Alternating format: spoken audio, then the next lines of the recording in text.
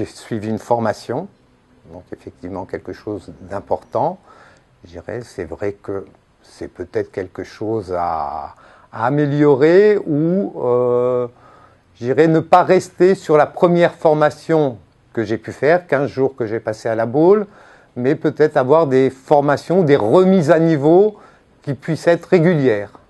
Après, ce qu'il peut y avoir comme axe d'amélioration, et je pense que ça, ils en sont conscients, c'est au niveau de la communication et au niveau du fait que c'est une franchise au niveau national, je dirais, et de bien intégrer quelque part je dirais la communication au niveau national et de pouvoir tenir compte des spécificités régionales de chaque point de vente, puisqu'effectivement, moi je me suis rendu compte dans différentes réunions qu'on a pu avoir que mes problèmes n'étaient pas forcément les problèmes de quelqu'un, par exemple en province.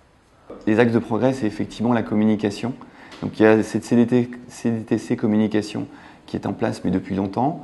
Donc ils ont fait des choses, on travaille sur BFM TV là, en septembre-octobre, donc il y a des choses, mais il y a encore beaucoup de choses à faire. Donc là-dessus, c'est vrai que par rapport à mon franchiseur, et je le dis et je le redis, mais je pense que mes autres confrères franchisés le disent aussi, il y a beaucoup de choses à faire, je pense encore, en termes de communication. Ça, c'est le premier point. Après, le deuxième point, je pense que sur la partie Internet, aujourd'hui, il y a les réseaux sociaux qui sont en train de se créer. On est en train d'essayer, nous, ici à l'agence, de travailler sur Facebook, sur Viadeo pour recruter. Je trouve qu'il y a vraiment des axes de progrès à mettre en place. Ils ont beaucoup travaillé, le franchiseur a beaucoup travaillé sur la partie intranet. On a des très très bons outils, on a des super outils.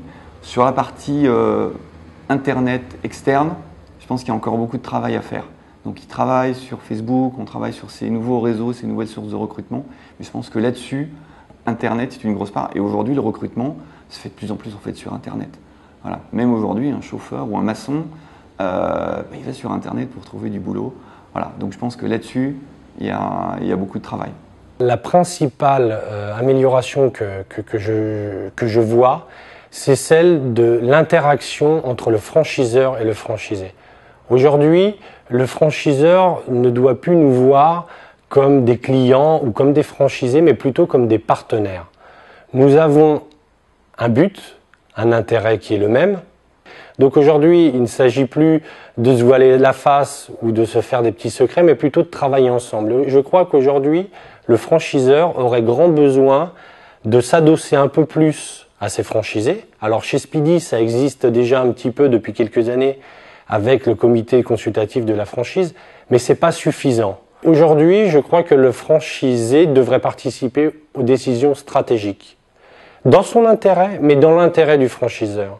Car si demain le franchisé réussit, le franchiseur fera de même.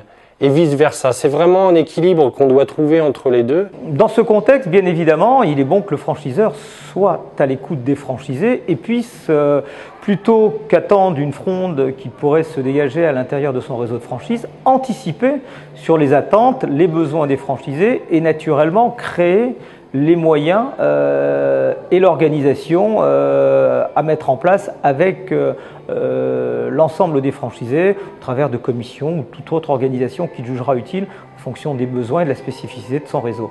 Donc il a de la même façon la même obligation que les franchisés de jouer l'intérêt du réseau et l'intérêt du développement de cette enseigne.